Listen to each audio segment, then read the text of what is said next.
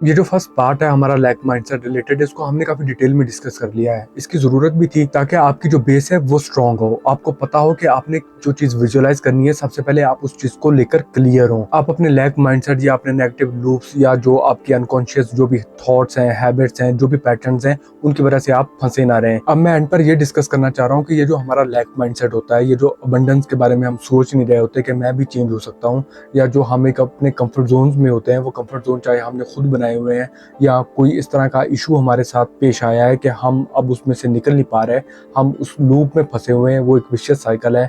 आप कह रहे हैं कि मैं कामयाब नहीं हो सकता, जो भी रीजन है, जिस भी वजह से आप आगे नहीं बढ़ रहे, वो जो आपका कंफर्ट जोन है, वो जो आपका लैक माइंडसेट है, वो जो आप कहते हैं कि मैं आगे नहीं बढ़ सकता, ये बेसिकली आपको ओवर द टाइम किल कर देता है, आपको खत्म कर देता है। और फिर ये चीजें आपकी नस्लों में भी मुंतकिल होती हैं। अभी तो आपको लग रहा होगा कि मैं अपनी सेफ्टी नेट में हूँ, मैं जिस तरह की भी जॉब कर रहा हूँ वो मेरे लिए सिक्योर्ड है, मुझे कुछ चैलेंजेस वगैरह इस तरह के नहीं है, मुझे फिक्स सैलरी मिल रही है, सिक्योरिटी है, इस तरह की चीजें आप लोग सोच रहे होंगे। लेकिन जब भी कोई चैलेंज आएगा, जब भी कोई डिसरप्शन आएगी, तो आप वल्नरेबल होंगे। तो एक टाइम ऐसा आता है कि चेंज होना आपकी चॉइस नहीं होती, ये आपके लिए मैंडेटरी होता है। या तो आप चेंज होंगे या आप खत्म हो जाएंगे। अभी तक हमने ये देखा है कि जब भी कोई फियर हमें को पेश आता है, जब भी हम डरते हैं किसी चीज से, तो हम अपने अंदर एक लूप क्रिएट कर लेते हैं कि मैं दोबारा अगर यही एफर्ट करूंगा तो दोबारा यही डर जो है इसका मुझे सामना करना पड़ेगा। लेकिन अभी इस डिस्कशन से आपको आइडिया होगा कि वो जो आपका आगे ना बढ़ना है, वो जो लैक माइंडसेट है, वो जो आप एक अपने कंफर्ट जोन में बैठ जाते हैं या जो आप एफर्ट नहीं करते, वो आप बेसिकली उस फियर से नहीं डर रहे होते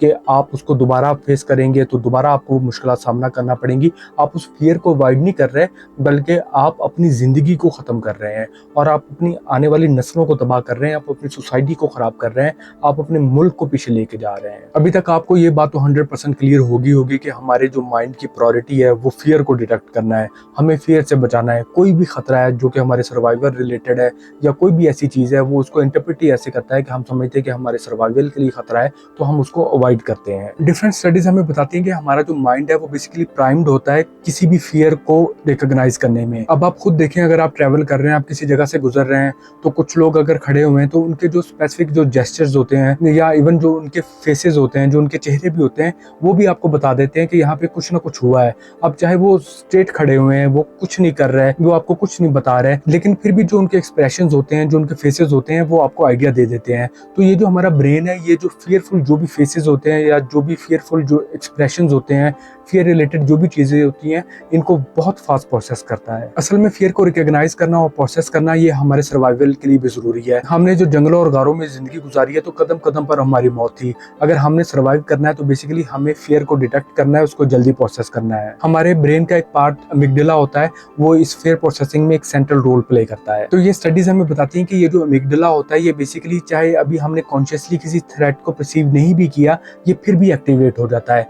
हम किसी जगह पर बैठे हुए हैं, अचानक को खामोशी है, तो हमारा ये जो अमिगडाला है, ये उस चीज को रिएक्ट करना शुरू कर देता है कि अभी कुछ होने वाला है। या जिस तरह हमने बात की कि वो जो फियरफुल जो फेसेस हैं, अभी हमने उनको फुली देखा नहीं है, वो बंदे हमसे जरा फासले पर खड़े हैं, लेकिन हम ऑलरेडी डिटेक्ट कर चुके हैं कि कुछ ना कुछ इशू है। तो स्टडीज से बेसिकली हमें आइडिया होता है कि हमारा जो अमिगडाला, ये जो ब्रेन का पार्ट है, इसमें कुछ सेलुलर रिस्पॉन्स होता है जो कि हमारे विजुअल कॉर्टेक्स में अभी प्रोसेस नहीं हुआ होता। यानी स्टैंडर्ड वे तो ये है कि वो जो हमारी आंख है, हमने उससे देखा, विजुअल कॉर्टेक्स के थ्रू जो इन्फॉर्मेशन है वो हमारे दिमाग में की, दिमाग ने इंटरप्रेट किया, हमें बताया, फिर हमने रिएक्ट किया। लेकिन जब भी कोई फियर रिलेटेड कोई चीज होती है, तो हमारा अमिगडाला जो है, या जो हमारी बॉडी है, जो भी उसमें रिस्टोर्ड जो भी हमारे इमोशंस होते हैं, जो भी बॉडी ने रिस्पॉन्ड करना होता है, तो वो ऑटोमेटिकली एक कोई सेपरेट वे है जिससे इनको इन्फॉर्मेशन मिल जाती है और ये अकॉर्डिंगली रिस्पॉन्ड करते हैं। जैसा कि मैंने पहले बात की कि ये जो हमारा एक फास्ट जो न्यूरल पाथवे है जो कि डिटेक्ट करता है हमारे फियर्स को, जो कि हमारे कॉन्शियस अवेयरनेस से हटकर हो रहा होता है, ये बहुत जरूरी है हमारे सर्वाइवल के लिए। अदरवाइज हम सर्वाइव नहीं कर पाएंगे। जितनी देर हम प्रोसेसिंग में लगाएंगे, हो सकता है कि हमारा नुकसान हो चुका हो। लेकिन अगर तो हमारे सर्वाइवल रिलेटेड कोई चीज है, फिर तो समझ आती है। लेकिन अगर कुछ स्टैंडर्ड चीजें हैं जो कि वैसे हमने अपने लिए फियर कुछ बनाए हुए हैं, हम एंग्जाइटी का शिकार हो जाते हैं, डिप्रेशन का शिकार हो जाते हैं, तो उनको कंट्रोल करना जरूरी है।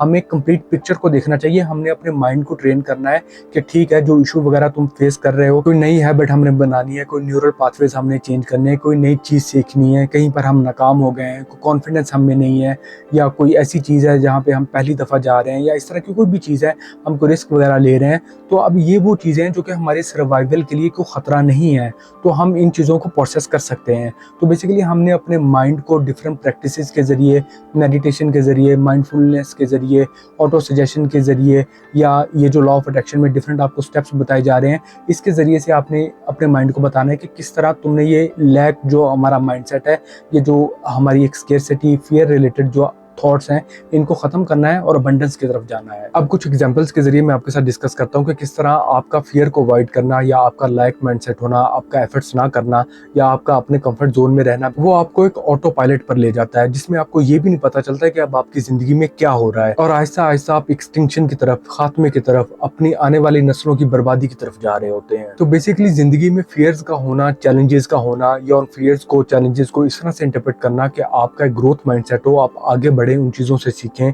अपनी स्टोरी को, अपनी स्ट्रेटजी को चेंज करें, ये बहुत जरूरी है। अब मुझे एक स्टोरी मिली थी कि फियर का ना होना या अपने कंफर्ट जोन में चला जाना किस तरह से किसी एक स्पीशीज को टोटली खत्म कर देता है। अब एक परिंदा है, उसका नाम डूडू था। अब उस परिंदे को ब्रेनलेस कंसिडर किया जाता था कि वो एक अहमक, एक बेवकूफ परिंदा था, उसने एक्सटिंक्ट होना ही होना था, उसने खत्म होना ही होना था, वो बस इस दुनिया में आया था और खत्म हो गया, ये लाजमी था। जिस तरह की मतलब उसकी कैफियत थी, जो उसकी जहानत थी, कि उसमें कोई ब्रेन नहीं था, बिल्कुल अहमक था, बेवकूफ था, तो उसने खत्म हो जाना था। जो बात की स्टोरीज हमें बता रही थी, उससे हमें ये पता चल रहा था। लेकिन जब इसको इन्वेस्टिगेट किया गया तो पता चला कि असल रीजन ये नहीं थी कि वो जो परिंदा जो एक्सटिंक्ट हुआ था, जो उसकी स्पीशीज खत्म हो गई थी, उसकी रीजन ये नहीं थी कि वो ब्रेनलेस था, वो अहमक था, बेवकूफ था, उसको पता नहीं था कि उसने इस दुनिया में कैसे रहना है। अब ये जो डूडू परिंदे, ये तकरीबन 8 मिलियन साल पहले मॉरिशस आइलैंड में पैदा हुए थे, वहां पे रहते थे। अब वो जो आइलैंड था, ये वहां पे जो चमगादड़ बैट्स वगैरह थी, लिजर्ड थी, छिपकलियां थी, बड़े बड़े कछुए होते थे, उनके साथ वहां पे जिंदगी गुजार रहे थे। अब मॉरिशस एक आइलैंड था जिस जगह पे वो रह रहे थे, तो नेक्स्ट जो क्लोजेस्ट उनके जो एक स्पेस थी, जो एक प्लेस थी, वो उनसे तकरीबन 800 किलोमीटर दूर थी। अब यानी डूडू या दूसरे जानवर जो कि उस आइलैंड पे रह रहे थे, उनका जो नियरेस्ट एनिमी था वो तकरीबन 800 किलोमीटर दूर था। अब चूंकि वो 800 किलोमीटर दूर था, उसका कोई डर नहीं था, वो आके आपको मार नहीं सकता था। तो अब चूंकि आपको अपने दुश्मन से कोई डर नहीं था, आपने मरना नहीं था, बस आपने खाना था, लाइफ एंजॉय करनी थी, तो आपको किसी भी डिफेंस मैकेनिज्म की जरूरत नहीं थी। अब ये जो डूडू परिंदा था, ये उड़ता होता था।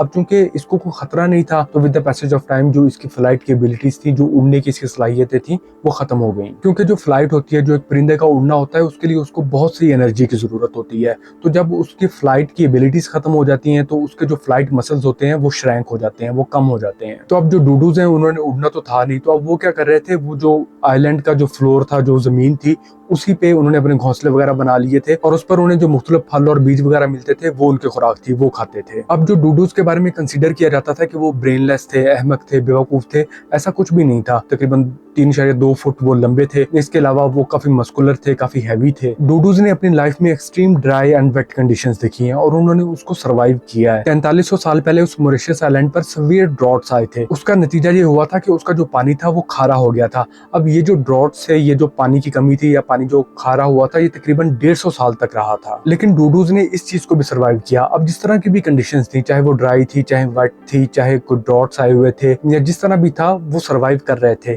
उनकी हाइट भी काफी ज्यादा थी, 3.2 फुट थी, और मस्कुलर थे, काफी हैवी भी थे। तो अब ये कहना कि वो ब्रेनलेस थे, अहमक थे, इस वजह से वो खत्म हो गए, ये वजह नहीं थी। अब वो ये सारी चीजें सर्वाइव कर रहे हैं। लेकिन तकरीबन 1000 साल बाद हर चीज अचानक से चेंज हो गई। अब हुआ ये था कि 1598 में जो डच सेलर्स थे, उन्होंने मॉरिशस आइलैंड पर आना शुरू कर दिया। अब ये जो यहाँ की मखलूक थी मॉरिशस आइलैंड पर, जितने भी जानवर रह रहे थे, इनको ये आइडिया नहीं था, या ये इस चीज के लिए प्रिपेयर्ड नहीं थे कि इनको कोई आकर हंट भी कर सकता है, इनको कोई खत्म भी कर सकता है, कोई इनका शिकार भी कर सकता है। तो वो जो डच सेलर्स आए थे, उन्होंने डूडूज को खाना शुरू कर दिया। लेकिन सिर्फ उन सेलर्स के खाने से डूडूज खत्म नहीं हुए, बल्कि वो जो सेलर्स आए थे, जो उनकी शिप्स थी, उसके अंदर डिफरेंट जो मकैक्स, मंकीज वगैरह थे, बकरियां थी, और पिग्स वगैरह थे, और इसके अलावा कुछ चूहे वगैरह भी जो शिप्स में आ जाते थे, इन सब ने भी उन डूडूज को खत्म करने में एक रोल प्ले किया। हुआ ये था कि वो जो बकरियां या पिग्स वगैरह आए थे, उन्होंने जो सेम फ्लोर था जिस जगह पे डूडूज रह रहे थे, वहीं पे अपनी खुराक तलाश करना थी, वहीं पे वो अपना चारा जो है वो तलाश कर रहे थे, वहीं पे चल रहे थे। जो पिग्स और मैकेक्स वगैरह थे, उन्होंने जो डूडूज के अंडे थे या उनके जो बच्चे थे, उनको खाना शुरू कर दिया। अब बेसिकली रिसोर्सेज सेम ही थे, जिनके लिए हर जानवर जो है वो कम्पीट कर रहा था। तो वो जो डूडूज हैं, वो तो इस चीज के लिए तैयार नहीं थे, उनकी कभी भी ये प्रिपरेशन ही नहीं थी, कोई उनका डिफेंस मैकेनिज्म ही नहीं था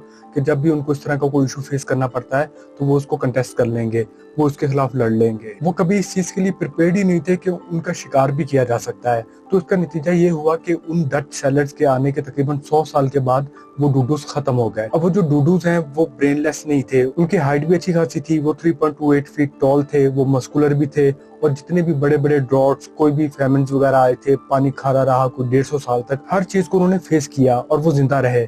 लेकिन जब ये डच सेलर्स आए, जब उनके साथ वो जानवर आए, तो तकरीबन उसके 100 साल के बाद वो खत्म हो गए। अब उसकी रीजन ये है कि अपने वो उस कंपटीशन के लिए, अपनी उस रिप्लेसमेंट के लिए तैयार नहीं थे। उन्होंने कभी ये फियर का सोचा ही नहीं था, इसकी कभी उन्होंने तैयारी नहीं की थी। 1790 में साइंटिस्ट ने अपनी रिसर्चेस के जरिए ये बाकायदा साबित किया कि जो डूडूज हैं उनकी जो स्पीशीज है वो खत्म हो गई थी, एक्सटिंक्ट हो गई थी। इससे पहले यही समझा जा रहा था कि जो डूडूज है वो फेक थे, कोई ऐसा जानवर एग्जिस्ट ही नहीं करता था, बल्कि ये फर्स्ट टाइम था कि ये पता चला था कि कोई चीज एक्सटिंक्ट भी हो सकती है, कोई चीज खत्म भी हो सकती है। तो जिस तरह हमने पहले बात की, जो डूडूज हैं वो लेस इंटेलिजेंट नहीं थे, वो कोई अहमक बेवकूफ नहीं थे, बल्कि वो काफी मस्कुलर थे, उनकी हाइट भी काफी ज्यादा थी, उन्होंने जो बड़े बड़े नेचुरल डिजास्टर्स थे वो सारे फेस किए थे और वो सक्सेसफुली उन चीजों से गुजरे थे। लेकिन ये जो इंसानों का और उनके साथ जानवरों का आना है, ये उस चीज के लिए तैयार नहीं थे। उन्होंने कभी सोचा नहीं था कि हमारा कोई एनिमी भी हो सकता है, हमें किसी के साथ कोई कंपटीशन भी करना पड़ सकता है, हमें किसी के साथ कोई मुकाबला भी करना पड़ सकता है, और हमें अपनी जिंदगी के लिए, अपने सर्वाइवल के लिए उनसे लड़ना भी पड़ेगा। अगर हम जीतेंगे तो फिर ही हम एग्जिस्ट करेंगे। अगर हम जनरली भी बात करें तो बहुत सारे ऐसे परिंदे हैं जिनकी फ्लाइट एबिलिटीज खत्म हो चुकी हुई है। आज के टाइम पर तकरीबन 60 के करीब ऐसी स्पीशीज हैं बर्ड्स की जो कि फ्लाइटलेस है, जो कि उड़ नहीं सकते। इनमें आप देखेंगे कि कुछ डक्स हैं, जो बतखें वगैरह होती हैं, तमाम पेंगुइन्स हैं, या जो शुतुरमुर्ग होते हैं, या जो कीवीज हैं न्यूजीलैंड में, ये वो तमाम स्पीशीज हैं जो कि उड़ते नहीं है। अब अगर आप इनके एंसेस्टर्स को देखेंगे तो ये सारे उड़ रहे थे, सारे फ्लाइट करते थे, लेकिन ये किसी न किसी वजह से फ्लाइटलेस हो गए। अब इनकी फ्लाइट एबिलिटीज खत्म होने की रीजन यही है कि इन्हें अपनी उस फ्लाइट को कॉम्प्रोमाइज करना पड़ा अपने किसी फायदा के लिए। या तो इन्होंने अपने एनवायरनमेंट में सर्वाइव करना था, उनका एनवायरनमेंट कुछ इस तरह का था, या फिर कोई फियर नहीं था, इनको कोई इस तरह का इशू नहीं था कि इनको उस फ्लाइट की जरूरत पड़ती। जब इन्हें उस उड़ने की जरूरत नहीं थी तो इनका जो भी एनवायरनमेंट था ये उसके मुताबिक ढलते गए। अब जो फ्लाइट होती है, जो उड़ना होता है, इसके फायदे भी काफी होते हैं कि आप अपने जो दुश्मन है उनसे बच जाते हैं, आप शिकार वगैरह कर सकते हैं, एक जगह से दूसरी जगह चले जाते हैं। लेकिन परिंदों को इसकी बहुत हाई कॉस्ट भी पे करना पड़ती है, उनको बहुत ज्यादा एनर्जी रिक्वायर्ड होती है, उनका बॉडी साइज और उनका वेट कम होता है। तो अगर उन्हें उड़ना नहीं पड़ता तो इसका मतलब है कि जो कम रिसोर्सेज हैं, अगर कम खुराक मौजूद है तो वो उन पर भी सर्वाइव कर सकते हैं, क्योंकि उन्हें कम एनर्जी की जरूरत है। जब किसी भी वजह से किसी भी परिंदे पर कोई प्रेशर नहीं होता कि उसे उड़ना पड़ेगा, तो बहुत कम जनरेशन में उसकी जो फ्लाइट एबिलिटीज हैं वो खत्म हो जाती हैं, उसकी बॉडी चेंज होना शुरू हो जाती है। जब उसने उड़ना होता था तो जो उसकी बोन्स हैं, जो उसकी हड्डियां हैं, वो एम्प्टी होती हैं, खाली होती हैं, ताकि वजन कम हो।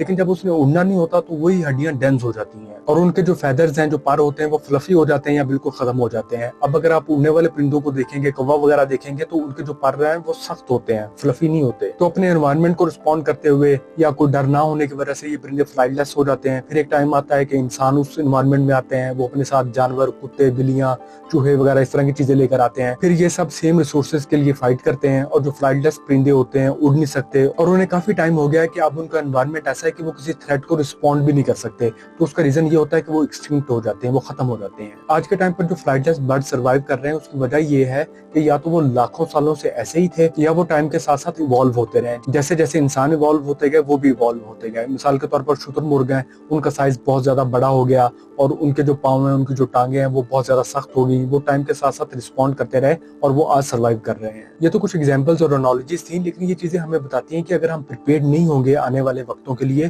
तो हमारी रिप्लेसमेंट तैयार है। आने वाले वक्त में हमारा कंपटीशन हमें खा जाएगा, हमें खत्म कर देगा। अब हम किसी भी वजह से अपने कंफर्ट जोन में, हम आगे नहीं बढ़ रहे, हम डरे हुए हैं, हमें लगता है हमारी सिक्योर जॉब है, सिक्योरिटी है, हमें मंथली उसकी जो भी इनकम है वो मिल रही है।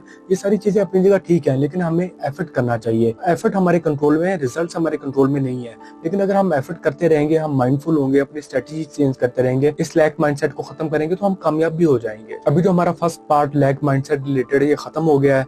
ये थोड़ा सा लेंथी हो गया, लेकिन ये बहुत जरूरी था ताकि आपकी बेसिस ठीक हो। जब तक आपकी बेसिस ठीक नहीं होगी आप आगे नहीं चल पाएंगे। अब जब आप अगले प्रिंसिपल्स देखेंगे, अगले स्टेप्स देखेंगे, तो आपको आइडिया होगा कि जब आप अपने माइंडसेट को लेकर क्लियर हैं, जब आप सोच रहे हैं कि चीजें एग्जिस्ट करती हैं, आपको मिल सकती हैं, आप वर्दी हैं, आपकी सेल्फ वर्थ है, आप वो चीजें डिजर्व करते हैं, आप उनके लिए जाएंगे, आप एक्शन लेंगे, आपको रिजल्ट्स मिलेंगे। जब आपका ये माइंडसेट होगा तो आप आगे बढ़ते जाएंगे, जो दूसरे स्टेप्स हैं वो आपके लिए आसान होंगे। लेकिन अगर आप अपने आप को यही कंसीडर कर रहे हैं कि मैं आगे नहीं बढ़ सकता, मुझे रिजल्ट्स नहीं मिलेंगे, दूसरे लोग हैं जो कामयाब होते हैं, मेरे लिए ये पॉसिबल नहीं है, तो आप एक्शन नहीं लेंगे, आप उसी विशियस साइकिल में फंसे रहेंगे। इस पार्ट में हमने काफी डिटेल में डिस्कस किया है कि लैग माइंडसेट होता क्या है और हमने उसको चेंज कैसे करना है, कैसे हमने अपने पैटर्न्स को, अपनी हैबिचुअल थॉट्स को, अपनी जो भी हैबिट्स हैं, जो भी अपने ऑटो पायलट है, उसको हमने रिकॉग्नाइज करना है, फिर हमने उसको चेंज करना है या हमने उसको रिप्लेस करना है। फिर हमने ये देखा है कि अगर हमने ब्रेक थ्रू लेकर आना है, अगर हमने अपने आप को चेंज करना है, तो बेसिकली हमें पहले अपनी स्टेट को चेंज करना है, फिर हम अपनी स्टोरी को चेंज करेंगे, फिर हमारी स्ट्रेटजी चेंज हो जाएगी। हमने ये भी देखा कि आगे बढ़ने का जो एक आसान तरीका वो यही है कि जो चीज एक दफा आपके लिए काम कर रही है,